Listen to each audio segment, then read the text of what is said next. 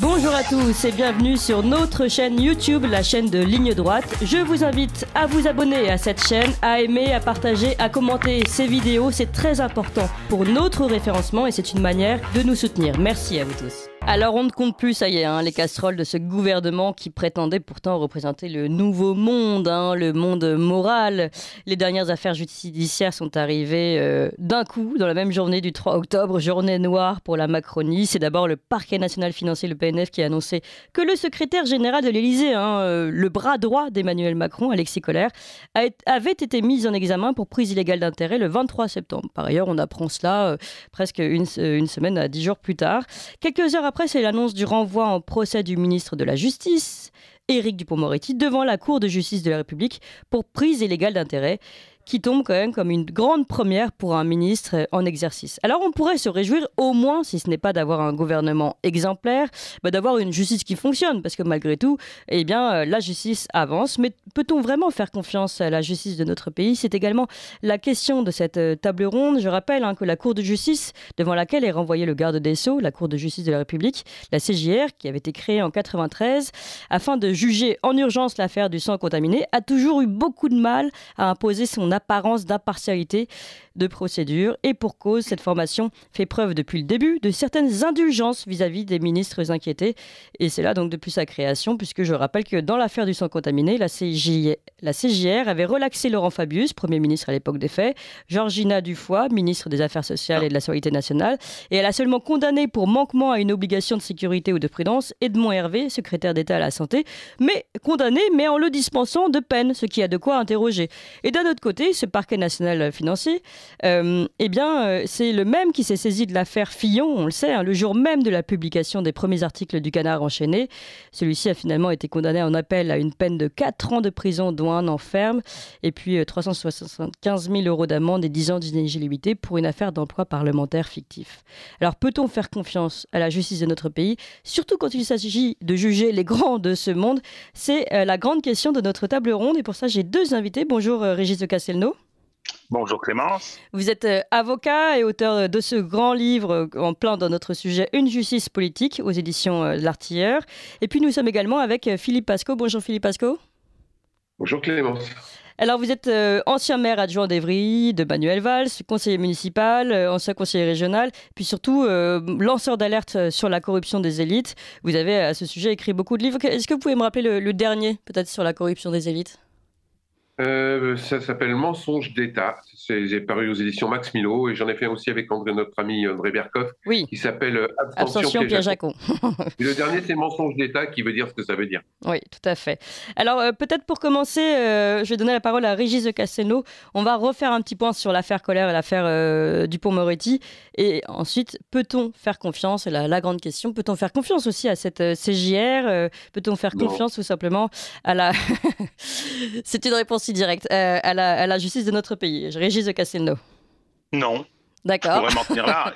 En aucun cas, on peut faire confiance à cet appareil judiciaire. Alors, je vais quand même m'expliquer sur ces deux affaires, oui, allez-y, qui ne racontent pas la même chose. Dans un cas, le renvoi devant la Cour de justice de la République, renvoi ordonné par des magistrats qui ne veulent pas de Dupond-Moretti et qui considèrent, comme c'est une force, est devenue une force politique, qui d'une part a fait élire Macron, protège Macron, attaque les adversaires de Macron et matraque les gilets jaunes, parce que cette justice, c'est ce qu'elle a fait. Elle ne supportait pas que ce soit pas François Molins, le procureur François Molins, celui qui a refusé d'enquêter sur le coffre de Benalla. Elle ne supportait pas que ce soit lui qui soit nommé garde des Sceaux. D'ailleurs, la présidente du principal syndicat avait dit c'est une agression contre la magistrature. Donc depuis, ils s'acharnent et ils veulent que Éric Dupond-Moretti démissionne en espérant bien faire nommer Molins ou un autre magistrat. Ça, c'est un dévoiement. De l'autre côté, et je vais être rapide, je rappelle quand même que, ma propre position, je considère que la haute fonction publique française est une des plus corrompues d'Europe, et d'une. Deuxièmement, je rappelle que M. Koller, l'affaire débute en 2010, qu'il y a eu finalement une plainte d'anticorps, une plainte simple d'anticorps concernant cette affaire, que le président de la République en exercice, M. Macron, a fait une attestation de témoin. Non, mais on rêve. Et que M. Bonnert, le président le patron du PNF qui a succédé à Mme Oulette, qui avait été l'exécutrice de François Fillon, eh bien, M. Bonnert a dit circuler, il n'y a rien à voir. Donc, Anticor a déposé une plainte avec constitution de partie civile, ça fait 3 ans.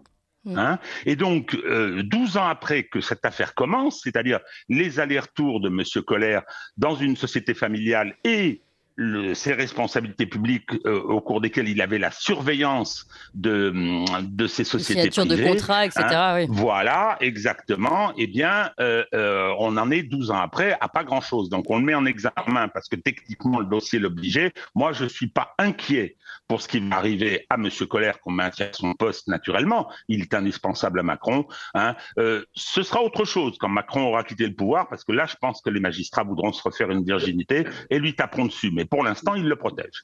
Alors que ce que vous dites, c'est vrai. En fait, c'est bien 2 affaires et 2 circonstances différentes. Dans un cas, on voit finalement la magistrature qui cherche peut-être à se venger contre Éric Dupond-Moretti. Donc, une magistrature politisée, comme vous l'avez déjà décrite dans votre livre. Et puis, de l'autre côté, finalement, une affaire avec l'affaire Koller qui avance très lentement, pour le coup, pour des affaires de conflit d'intérêts qui sont graves. Parce que pour la même raison d'un corps qui se vit désormais comme une instance politique. Oui, c'est ça. Dans les 2 cas, c'est une instance politique. Oui. C'est la même chose, mais ce sont 2 facettes différentes. Voilà, c'est ça. D'un côté, elle est orientée pour punir les personnes qui ne l'intéressent pas ou contre qui elle est à dos, et puis de l'autre côté, au contraire, pour protéger.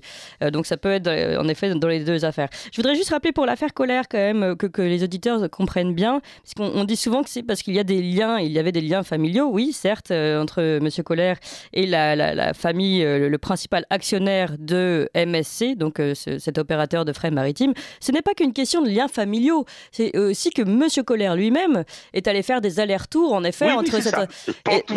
Oui, du pantouflage. Non, mais parce que très souvent on dit oui, mais c'est juste les liens familiaux. Donc bon, en effet, il y a une apparence de neutralité qui ne fonctionne pas. Et ce n'est pas que cela. C'est vraiment, il a fait des allers-retours dans cette entreprise lui-même et revenant ensuite à chaque fois aux fonctions publiques, toujours à participer aux dossiers qui concernent cette même entreprise MSC. Donc c'est vrai que ça pose de vraies questions. Philippe Pascaud.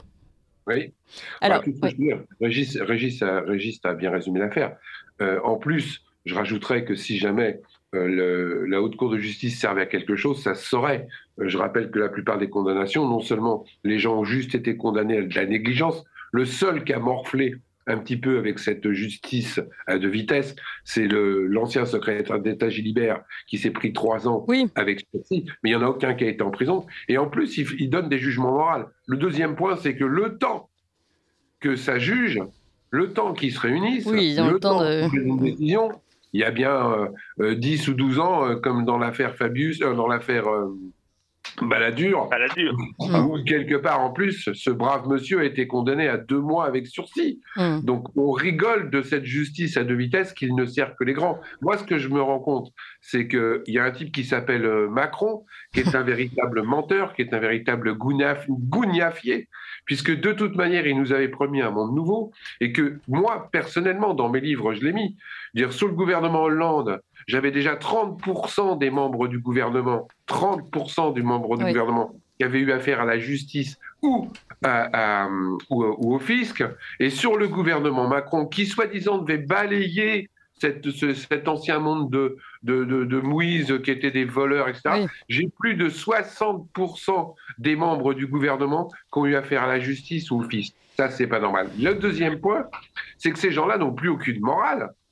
C'est-à-dire qu'ils exigent de nous de plus en plus de choses. Ils exigent de nous de plus en plus de morale. Ils exigent de nous qu'on respecte la justice de plus en plus.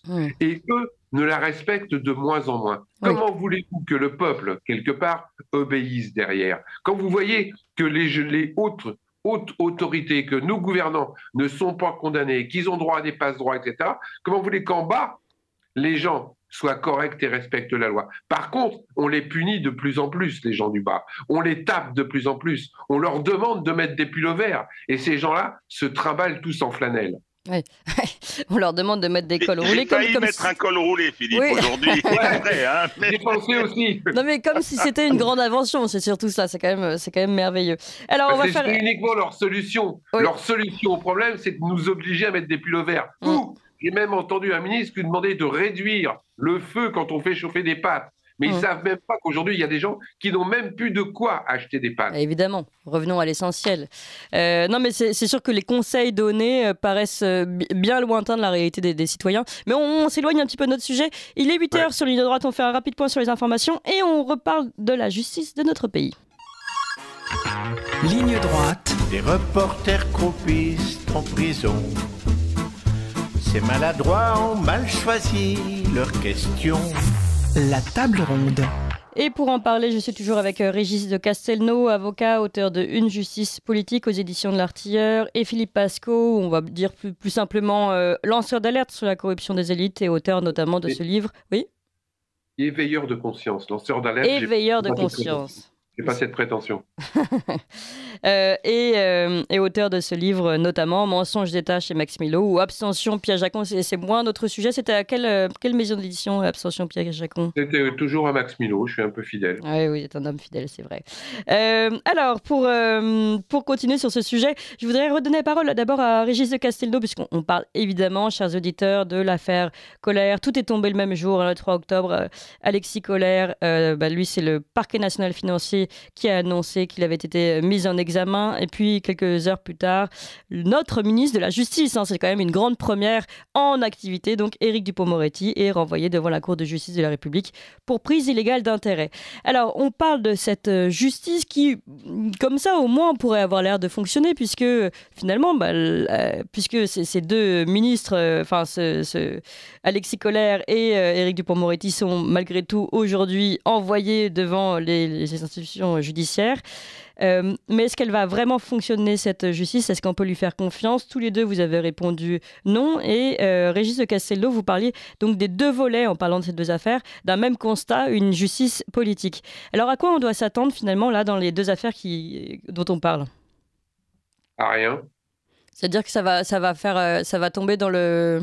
On a eu les petits effets médiatiques et puis derrière, ça va traîner, ça va perdurer, ça va s'étioler, il n'y aura rien. Je voudrais juste signaler que heureusement qu'Anticor était là, dont j'ai l'honneur de faire partie du conseil d'administration, parce que sinon les affaires ne seraient même pas sorties. C'est grâce à la ténacité d'Éric Alt et d'Élise que quelque part on a réussi. C'est peut-être pour ça que le gouvernement ne voulait pas nous donner son agrément, parce que les contre-pouvoirs éthique comme Anticor, ça n'arrange vraiment pas les gouvernements comme Macron. Oui. Alors, à préciser qu'Anticor est derrière les deux affaires, ce qui est quand même assez intéressant. On se dit, mais c'est vraiment la dernière association qui travaille un peu, qui réussit à dénoncer aujourd'hui la corruption. Donc, Alexis Collaert et Éric Dupond-Moretti, dans les deux cas, c'est une plainte d'Anticor. Qui en prend plein la tête. Oui. Parce que les pressions, je peux vous assurer qu'il y en a. Les magouilles pour essayer de discréditer Anticor, il y en a. Mais on résiste. On résiste parce que quelque part, l'éthique doit exister en politique. Bien sûr, bien sûr.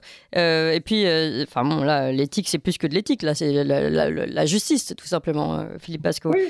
Alors, vous disiez qu'il y avait combien de membres du gouvernement qui étaient aujourd'hui touchés par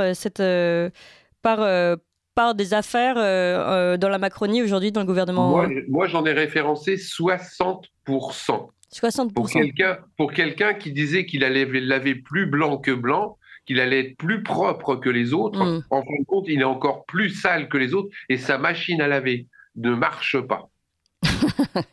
Oui, on peut parler de machine à laver. Alors, concernant ces deux affaires que vous avez également suivies, Alexis Collaert et puis Éric Dupond-Moretti, qu'est-ce que vous pourriez dire sur l'une et l'autre des affaires, l'affaire Alexis Collaert? Je veux dire, c'est deux affaires extrêmement graves, entre guillemets, puisque quelque part, on a quand même réussi, malgré le fait que soi-disant ce n'était rien, malgré le fait que quelque part il y avait un vide dans le dossier, on a quand même réussi à les faire mettre en examen. C'est que quelque part les dossiers sont solides. Évidemment. Comment ça se fait que ces gens-là n'ont même pas l'orgueil de se mettre en retrait le temps que la justice passe? Parce que c'est ça qui devient fou en plus en France. Oui, C'est oui. que ces gens-là n'hésitent pas à rester là où ils sont, en vous demandant à vous de dégager si vous faites la moindre petite faute. Bah, c'est vrai que cette question-là que vous soulevez, notamment pour le ministre de la Justice, hein, là, franchement, ça pose de grandes questions. Un ministre de la Justice qui est lui-même renvoyé devant la Cour de justice de la République et qui, pour le moment, décide et est protégé par Emmanuel Macron et décide de rester à sa place bien chaude de ministre de la Justice. Oui, Enfin, mais attendez, Clémence, Oui. moi j'ai un problème. J'ai un problème concernant. J'ai écrit un article qui commence pas encore publié. Je n'aime pas Éric Dupond-Moretti. Hein. Je l'aimais pas en tant qu'avocat. C'est une créature médiatique tonitruante qui est pas sans talent. C'est un mauvais garde des Sceaux. Le problème, c'est que c'est le président de la République qui nomme les ministres, c'est pas la présidente du syndicat de la magistrature. Je suis désolé, donc j'ai un problème. Alors, bien évidemment, Emmanuel Macron, pourquoi il a choisi Éric Dupond-Moretti? C'est de l'EHPAD bourgeois, hein, c'est de la communication, c'est la société du spectacle. Mais je peux vous dire que M. Molins, il attendait impatiemment derrière son téléphone qu'on le nomme garde des Sceaux et toute la magistrature le souhaitait. Moi, je suis désolé, messieurs les magistrats, à votre place, hein, votre indépendance n'est là que pour votre impartialité. Et l'impartialité, je voudrais en dire un mot. Parce que par exemple, juste un petit exemple, je pense que je ne vais pas faire de peine à Philippe là. Dans les affaires McKinsey et compagnie, il a fallu qu'il y ait des hurlements de la presse pour que le PNF démarre sur une toute petite affaire fiscale, etc. Mais il y a de la corruption géante sur la campagne de 2017 et l'affaire Alstom, elle en est où? Alors, messieurs les magistrats, vous voulez pas d'Éric Dupond-Moretti, et si vous faisiez votre travail, et si vous poursuiviez ce qui crève les yeux de cette corruption géante, vous savez que le parlementaire Olivier Marleix, il a fait un rapport après qu'il y ait eu une enquête parlementaire, et il avait calculé qu'il y avait probablement 160 millions d'euros de corruption pour des cabinets, pour des amis, etc., qui ensuite ont été les principaux contributeurs de la campagne d'Emmanuel Macron en 2017. C'est une république bananière. Et qui sont ceux qui la couvrent? Ce sont ceux qui viennent nous dire on ne veut pas d'Éric Dupond-Moretti. Moi, je suis désolé. Alors moi, je souhaiterais qu'on ait un autre garde des Sceaux, je vous le cache pas. Non, mais ça, on a bien compris. Mais sur le principe seulement vous pensez que pour le moment, Éric Dupond-Moretti doit rester en poste, vous, Régis de Castelnau? Mais non. Je pose la question à Régis de Castelnau sur cette question précise. Je peux pas répondre à ça parce que moi, je voudrais que tout ce gouvernement soit foutu dehors. Donc, je ne suis pas sur le principe. Sur le fait qu'un ministre de la Justice, je précise, en activité, soit aujourd'hui renvoyé devant la Cour de justice de la République, est-ce que c'est un problème pour que ce ministre puisse faire son travail? Il est renvoyé devant la Cour de justice de la République pour la prise illégale d'intérêt qui ne sanctionne pas des faits, mais des situations où on mélange casquette publique et privée, comme on le reproche à M. Koller. Koller également. C'est difficile de répondre à cette question dans la mesure où moi je suis confronté à ce problème de cette exigence des magistrats, mais vous allez voir, admettons, il démissionne, on nomme quelqu'un qui n'a pas l'heure de leur plaire, ils vont recommencer les magistrats. Tant qu'on n'aura pas traité ce problème de ce dévoiement politique de la justice, et pour moi, vous savez, le pire exemple de ce que cette politisation, qui n'est pas un soutien à telle ou telle idéologie, ils soutiennent Macron parce qu'ils sont dans le bloc élitaire et qu'ils considèrent que c'est leur intérêt. Oui, parce que c'est très intéressant. Rappelons-le, vous nous dites finalement, ce sont les deux volets, ces deux affaires sont deux affaires qu'il faut comprendre différemment. Il y en a une où finalement il y a un acharnement de la magistrature contre Éric Dupond-Moretti, à tort ou à raison, en tout cas acharnement judiciaire, c'est sûr. Et de l'autre côté, on voit l'affaire Koller qui dure depuis si longtemps et qui a pris énormément de temps à arriver devant les tribunaux. Mais il y en a plein d'autres, Clémence, il y en a plein d'autres. Mais pourtant, c'est le même gouvernement. Alors on pourrait vous dire... Mais c'est le même gouvernement. François Bayrou, il va bien, François Bayrou. Comment est-ce que c'est Goulard, je crois, celle que Macron voulait nommer à la Commission européenne. Et là, le Parlement a dit, il ne faut quand même pas exagérer. Qui a été mise en examen dans l'affaire des assistants parlementaires. De le voir où en sont les affaires. Tout ça traîne, c'est absolument effarant. Et en particulier, je pense à l'affaire Alstom. Voyons. Évidemment, qui est gravissime de stratégie nationale. Donc, une lenteur absolue. La démission de Dupond-Moretti, moi je la souhaite pour des raisons techniques parce que j'aimerais qu'on ait un garde des Sceaux qui soit d'un autre calibre. Hein, mais pas menace. Ah non, Parce que c'est pas l'homme du coffre-fort, Je rappelle quand même là, c'était une belle carpette entre guillemets avant qu'on lui refuse le poste de ministre, et il a changé d'un seul coup. Donc c'est même pas politique, il se venge. C'est des basses vengeances d'un type qui n'a pas eu le poste qu'il voulait et qui d'un seul coup s'est retrouvé anti-gouvernement, alors qu'avant c'était le premier mec qu'on appelait quand on voulait couvrir une affaire. La preuve avec l'affaire du coffre-fort de Benalla. Je voudrais, mais alors donc finalement on comprend que cette magistrature se paye une tête, celle d'Éric Dupond-Moretti, mais que le reste du gouvernement ne pose pas problème. On le voit bien avec l'affaire Collère et d'autres. Il y en a d'autres. Il y en a plein d'autres qui ont des affaires, des casseroles, comme on dit, des casseroles, et qui restent au gouvernement, ou qu'on recase, dans des postes éminents. Monsieur Dussopt, par exemple. Je vous rappelle quand même qu'il y a un ministre qui n'y a pas tellement longtemps qui s'est permis de faire un étage dans un monument classé où en est l'affaire. Il y a plein d'affaires comme ça dont on entend parler, et puis d'un seul coup, pendant 5 ans, 6 ans, 7 ans, 10 ans, bizarrement, ça ne bouge pas. Alors que vous trimballez dans la rue en tant que gilet jaune pour une manifestation qui est autorisée, vous vous tapez une amende tout de suite à payer 235 € parce que vous portez une cravate jaune ou parce que vous avez un drapeau bleu-blanc-rouge à la main. Oui, il y a un moment donné où Philippe, et vous êtes mis en garde à vue. Oui, en plus. Des gardes à vue illégales avec un procureur qui a dit aux forces de police, gardez-les. Illégalement, c'est de la séquestration, pour ne pas que si vous les relâchez, puisqu'il n'y a rien à leur reprocher, si vous les relâchez, ils retournent à la manifestation. Et puis ensuite, non mais, si vous voulez, pour moi, quand je parle de politisation, c'est-à-dire qu'ils se déterminent par rapport non pas au droit, non pas à leur mission d'arbitre, etc. Ils se déterminent par rapport à leur propre position politique. Pour moi, le pire, ça a été la répression contre les Gilets jaunes. On a couvert les violences policières, les éborgnages, etc. Et ensuite, on a condamné 3000 personnes à des peines de prison ferme. Enfin, voyons, pour des primo-délinquants et parfois sur des trucs inventés. Non, vraiment, on a un problème. Et Balladur à 2 mois avec sursis. 25 ans plus tard. 25 ans plus tard.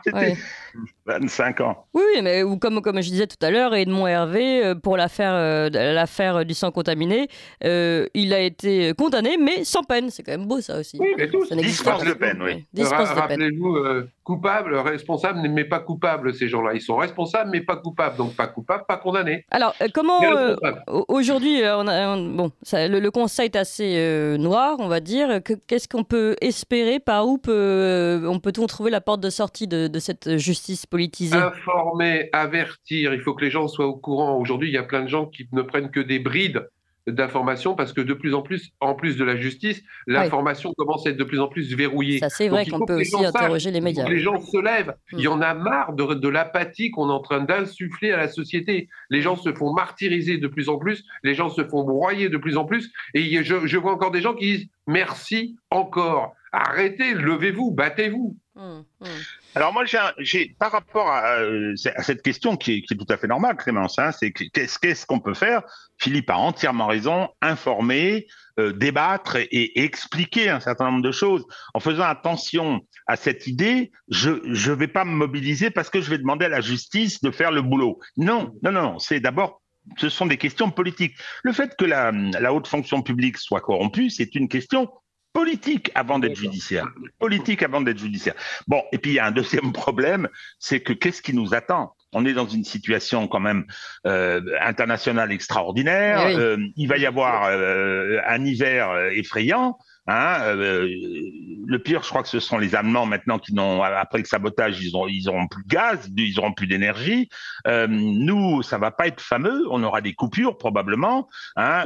J'espère que les Français, effectivement, vont réagir. Alors, on a une Assemblée nationale qui, pour l'instant, est un spectacle de bazar, mais qui est, particulière. Il y a 2 oppositions. Le président n'a plus les manettes qu'il avait auparavant.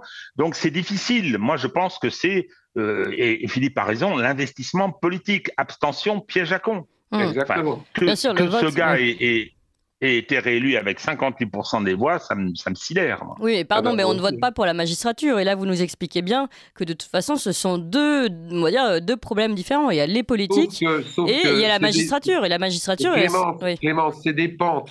À partir du moment où nos gouvernants, les mecs qu'on élit sont des corrompus et des corrupteurs, ils corrompent la magistrature. Et en plus, la magistrature, s'il y a des types qui sont corrompus, qui dirigent, eh ben, ils font comme eux parce qu'ils ont peur pour leur carrière. Mais là, ils étaient installés avant l'arrivée d'Emmanuel Macron. Oui, mais c'était pas mieux avant Emmanuel Macron. Oui, mais ça c'est sûr. Mais...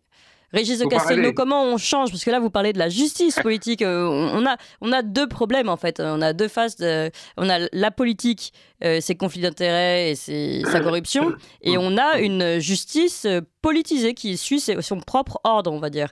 Écoutez, moi, j'ai une méthode que la Troisième République avait utilisée. Hein. C'est-à-dire que, bon, ils ont mis de l'ordre. Hein, c'était en 1883, je crois. Hein, il y a eu pendant 6 mois, on a suspendu l'inamovibilité. Ils en ont mis un paquet dehors, les républicains, s'entend. Hein.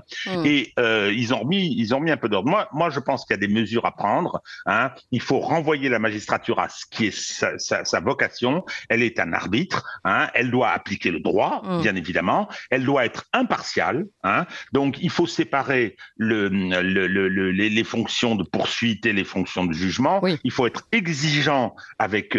parce que il faut être exigeant avec les magistrats. L'actualité, Clémence, c'est effectivement les deux affaires dont on parle. Mais je ne sais pas si vous avez vu dans la presse, il y a un magistrat qui a offert sa fille de 13 ans sur les réseaux, machin, etc. Il avait été condamné à 1 an de prison ferme, hein, ce qui était quand même le moins. Eh bien, en appel, ça a été, ramené, allégé, et il n'y a plus que du sursis. Deuxièmement, c'est scandaleux. Deux magistrates ont été poursuivis pour avoir fait un faux en écriture publique. Excusez du peu. Ils ont maquillé une décision de justice, hein, pour envoyer quelqu'un en prison qui s'y est suicidé. Oui. Elles ont été poursuivies.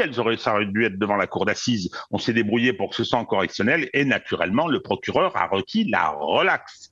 Hein, donc, si vous voulez, parce qu'il se protège aussi. Hein, faut pas oublier ça. Il se protège aussi. Je pense qu'il va falloir qu'on arrive politiquement, hein, à demander à cette justice de faire ce qui est sa mission, qui est de rendre la justice, hein, qui n'est pas de permettre à un groupe dominant de poursuivre sa trajectoire politique. Alors faisons un petit peu de politique fiction, Régis de Castelnau, si je vous suis, parce que la porte de sortie viendrait des politiques. Mais si un politique annonce la couleur et dit « moi je ferai du ménage dans la magistrature », a priori, on peut craindre qu'il ne sera jamais élu, puisque des affaires à la François Fillon tomberont juste avant, pendant la campagne, et que le PNF se saisira d'urgence, et que voilà, on sait ce que ça va donner.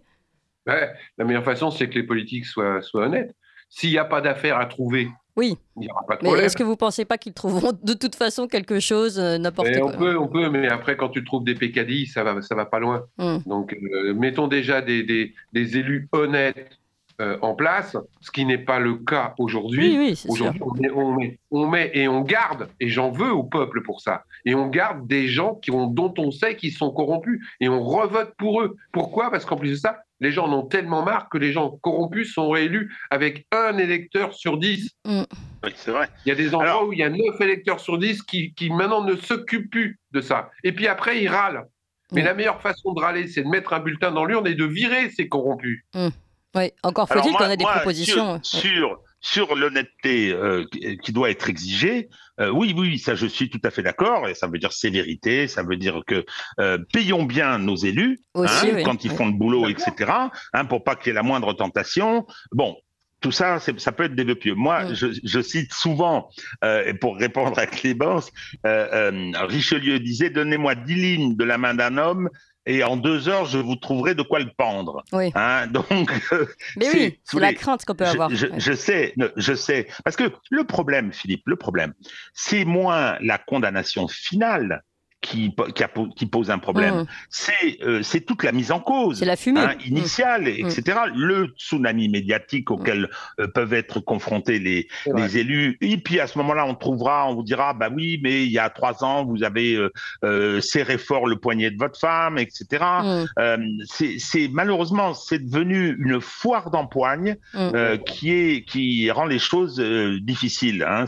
Moi personnellement, j'ai pas de solution pour l'instant, si ce n'est